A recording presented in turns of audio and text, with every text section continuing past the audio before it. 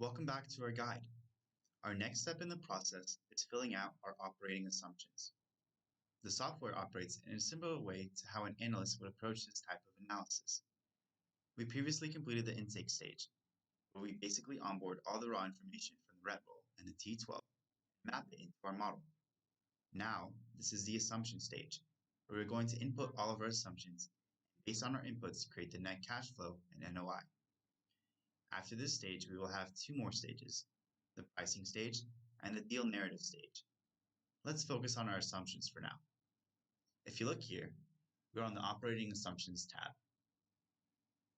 On this page, we have our uses and sources. So let's start with our uses. We have our purchase price, our transaction costs, as well as any capital expenses, our renovation fees, our lender fee, as well as any pre-funding. As you can see, values with the drop-down can be changed from a dollar amount to a percentage. So let's input some values. For this example, let's say we have a 3% transaction cost. Go ahead and change it to a percentage sign. 3%. Now, if you want to specify transaction costs, go ahead and go down here to the transaction cost breakdown. Press hide breakdown. And you can specify it down here below.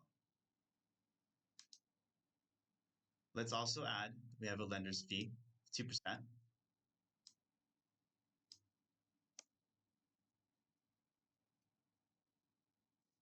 Let's move on to our sources. The sources are going to be the capital we have to fund our deal. So the amount of debt based on what we added in the general inputs, we can put it in percentages as well.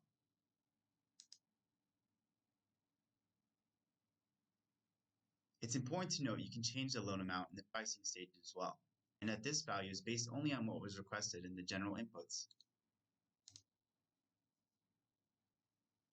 If we have a mezzanine or we need an additional supplemental loan, we can add it here as well. And the equity below is going to be based on the total debt. So these were the sources and the uses. Now we have the property details. We work with Reese and Sherry and various other data providers to fill in the rest of the information about the property and the market. In the property details, we will have general information about the property, the address, the year it was built, year it was renovated, as well as any other information. And the in-place cap rate down below is based on the T12 we uploaded as well. Finally, we have our exit assumption. This will basically be the assumption of when the borrower is going to sell the property and for how much.